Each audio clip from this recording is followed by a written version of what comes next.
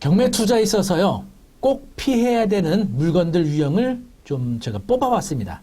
특히 여러분 입찰자들이 가장 많이 투자하는 물건 아파트 중에서 골라봤는데요. 오늘 소개해드릴 유형 3가지가 되겠습니다. 여러분 이 3가지 유형만 피해도 입찰 보증금을 날리는 일은 생기지 않을 것 같아요. 한 해 동안만요, 이렇게 낙찰받고 잔금을 못 내서 입찰 보증금을 날리는 사례가 수천 건에 달합니다.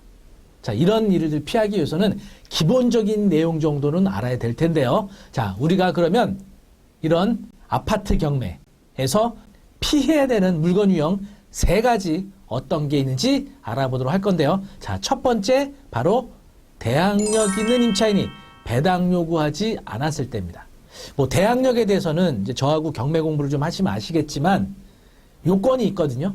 경매 절차에서 낙찰받은 사람에게 자신의 권리를 주장하기 위한 그 요건이 몇 가지가 있어요. 그 요건이 충족되는 이 임차인들은 낙찰받은 사람에게 자신의 임차인으로서의 권리, 보증금 반환을 요구할 수 있는 권리, 남아있는 계약기간 동안 거주할 수 있는 권리, 이걸 요구할 수 있거든요. 그런데 우리나라 이 민사집행법에는 아주 독특한 제도가 있어요. 바로 배당 요구라는 절차가 있습니다.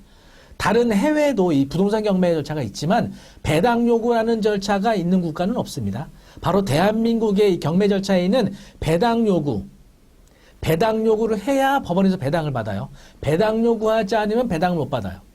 자, 이게 대항력 있는 임차인에게는 중요한 의미가 있습니다. 이 대항력을 주장할 수 있는 임차인이 배당 요구하지 않는 경우에는 낙찰받은 사람이 그 임차인의 권리를 그대로 승계받아야 됩니다. 주택임대차 보호법과 민사집행법에 따라 규정된 사안인데요. 그러니까 임차인은 거주하는 동안 중간에 소유자가 바뀌더라도 나가지 않아도 되죠. 그리고 바뀐 새로운 소유주에게 임대차가 종료되고 나서 보증 달라고 할 수도 있는 거죠. 경매로 낙찰되면 어떻게 되느냐? 바로 이게 굉장히 중요한데요. 배당 요구를 하면 임차인이 스스로 계약을 종료하고 보증금을 반환받는 걸 선택하는 거고요.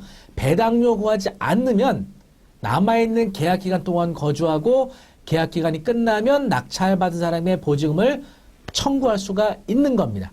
그러니까 다시 말하면 대항력을 행사할 수 있는 요건을 갖춘 사람은 선택을 할 수가 있어요.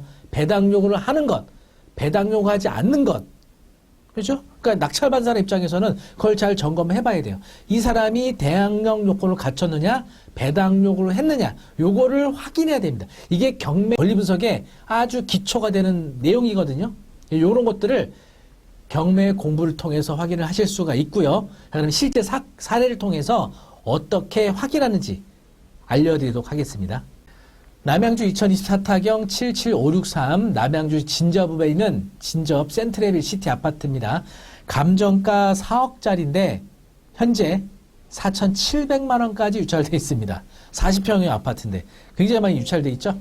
지난 2025년 9월 달에 1억 2천에 낙찰받은 사람이 있었는데 미납합니다. 그래서 이분은 입찰 보증금을 요 최저가 10%인 960만 원을 날렸어요. 이거 권리 분석 그렇게 어렵지가 않아요. 자, 이게 법원에서 공고하고 있는 매각물건 명세서라는 건데 여기 최선순위 설정 일정. 이게 바로 말소 기준이 됩니다. 경매 공부하신 분들은 다 아실 건데 말소 기준 권리 또는 등기라고 합니다. 말소 기준. 요 날짜하고 전입 신고되는 이 사람의 전입 날짜하고 비교하면 돼요. 근저당보다 전입이 빠르죠. 이런 사람들은 대항력을 행사할 수가 있습니다. 네, 행사할 수가 있습니다. 여기 배당 요구 여부에 아무것도 안 써 있죠. 이건 배당 요구를 안 했다는 거예요. 그러면 요 사람이 물론 누군지는 알 수가 없죠. 뭐 보증 2억 임차인인지 3억인지 임대차 없이 그냥 무상으로 소유자 어떤 친인척 관계로 거주하는 사람인지는 알 수는 없지만 배당 요구 안 했기 때문에 정보를 알 수 없는 거예요. 이 사람이 보증금이 있는 진정한 임차인이면 이 사람의 임차인의 권리를 낙찰받은 사람 그대로 승계해야 돼요. 보증이 만약에 2억이다. 그리고 계약 기간이 뭐 2021년도니까 뭐 종료는 됐겠죠, 이미. 2년 플러스 2년 해도 2025년도에는 끝나는 거니까 이미 끝났겠죠. 어쨌든 그리고 묵시적 갱신은 또 됐겠죠. 2월로. 그래서 보증금 반환 요게 사실 가장 큰 거죠. 그러니까 낙찰받은 금액과 임차인에게 줘야 될 보증금액이 합쳐져서 취득금액이 되는 거예요. 물론 이 금액 2억인지 아닌지도 알 수가 없어요. 이 사람이 정보 공개를 안 한 거니까.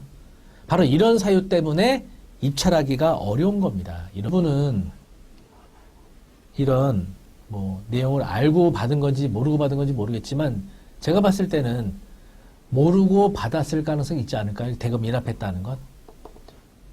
이런 건 대출도 안 됩니다. 전액 현금으로 1억 2천을 납부도 해야 되고 그 임차인이 계약 종료 후 나갈 때 보증금도 지급을 따로 해줘야 돼요. 근데 보증금이 얼마인지 알 수가 없는 거죠. 보증금이 3억이면은 3억을 줘야 돼요.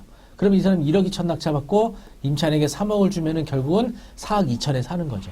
그러면 4억 2천에 산 게 과연 시세보다 싸게 산 거냐 비싸게 산 거냐. 아마도 이 사람은 낙찰받은 게 아닌가 이렇게 판단하고 미납을 했겠죠.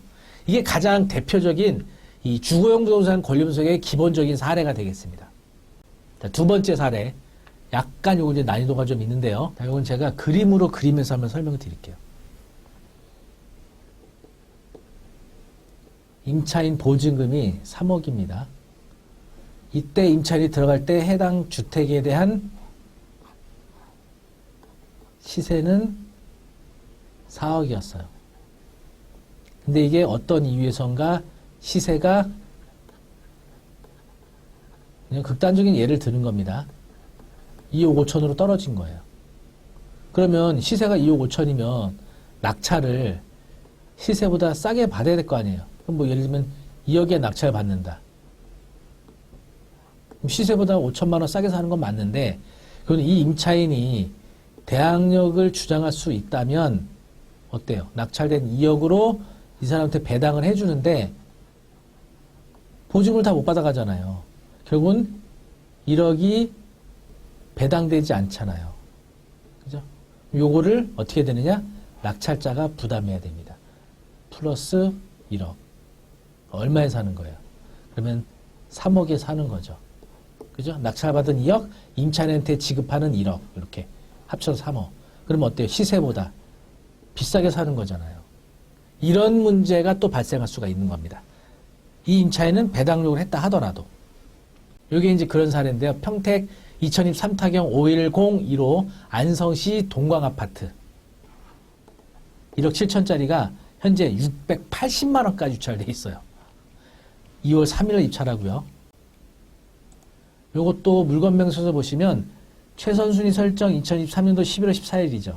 요 임차인 전입일자는 2021년도 4월 21일. 빠르죠? 비교하시면. 그래서 요 엄씨는 대항력을 행사할 수 있습니다. 그리고 확정일자도 받았고 여기 배당요구 여부에 여기 날짜 써 있잖아요. 이건 배당요구 했다는 거예요. 그래서 보증금 1억 4천에 대해서 배당요구를 한 거예요. 배당요구하지 않은 물건명세서는 이렇게 생겼고 배당요구한 물건명세서는 이렇게 날짜가 써 있단 말이에요. 여기 주택도시보증사는 뭐냐면 이 임차보증금이 주택도시보증사로 양도된 거예요. 왜냐하면 이 사람이 계약하고 들어올 때 전세보증보험 가입을 했던 거예요. 그래서 보증보험이 임차인에게 1억 4천 지급하고 보증보험사가 1억 4천 임차권을 양수받아서 경매에 신청한 사건이 되는 거예요. 네, 보시면은 여기 매수인에게 대항할 수 있는 임차권 등기 있음 돼 있죠?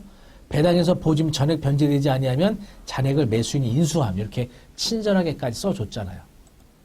근데 이 물건 무려 보시는 것처럼 2번이나 4,100만 원에 낙찰받은 사람, 4천만 원 낙찰받은 사람 다 미납합니다. 물론 보증금이 최저가 낮았기 때문에 한 400만 원 정도. 이 사람 재매각이었으니까 입찰 보증 800만 원. 못 돌려받은 건데 이분들 이렇게 4천만 원 낙찰 받아도 결국은 4천만 원이면은 대항력 임차보증금 1억 4천이었잖아요. 근데 4천만 원에서 여기 다 가는 게 아니라 먼저 빠져나가는 경매 집행비용이 있고요. 그리고 법정기일 빠른 조세가 있을 수 있어요. 이게 얼마인지 정확하게 알 수가 없습니다. 입찰자로서는. 뭐 예를 들면 이게 2천만 원이다. 그럼 4천만 원에서 2천만 원을 먼저 빼가고 임차인한테 2천만 원밖에 배당이 안 되는 거예요. 그러면은 배당받지 못한 보증금 얼마 있어요? 1억 2천만 원을 배당을 못 받았잖아요. 요거 추가로 인수해야 됩니다. 그럼 얼마에 사는 거예요? 결국은 1억 9천만 원에 사는 거잖아요. 근데 감정가가 1억 7천인 거 보면 거의 시세에 사는 꼴이 돼버리는 거죠. 더 가격이 떨어져야겠죠. 이게 다세대 시장에서는 많이 나타나고요. 경기도 중 또는 지방 중 이렇게 소형 아파트, 좀 외져 있는 소형 아파트 가격은 좀 많이 떨어져 있거든요. 아직도 회복을 못하고 그런 물건들이 이런 현상들이 좀 나타나고 있습니다. 그러니까 여러분 입찰하실 때 대항력을 행사할 수 있는 임차인이면 결국 입찰가를 대항력인 임차보다 높게 써야 돼요. 대항력인 임차보증보다 낮춰 써봐야 의미가 없어요. 그림으로 그려볼까요? 이게 대항력. 보증금이면은 결국은 낙찰 가격이 이렇게 높아야 돼요. 요만큼. 무조건 높아야 됩니다. 그래야 요 낙찰된 금액으로 임차인한테 배당이 될 거 아니에요. 그래서 추가적으로 인수하는 금액이 안 생기잖아요. 근데 만약에 낙찰을 이렇게 요 금액으로 낙찰받으면은 결국은 요 금액 있잖아요. 배당되지 않은 요만큼 요거를 추가로 인수해야 된단 말이에요. 그러면 결국은 낙찰은 요 금액에 받았지만 요걸 인수하니까 총 취득가액은 대항력 임차보증하고 똑같이 돼버리니까 결국 싸게 사는 게 아닌 거예요. 요거는 조금 난이도가 있습니다. 요런 물건들도 최근에 많이 나타나고 있어요.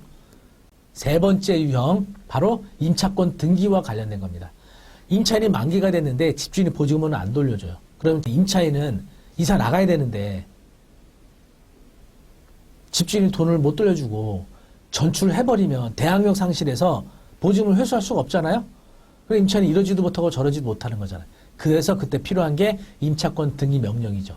법원에다가 임차권 등기 명령을 신청해서 결정을 받으면 등기부등본에 임차권을 등기할 수가 있어요. 등기가 되고 나면 이사 나가도 됩니다. 그럼 대항력과 우선 변제권이 유지가 돼요.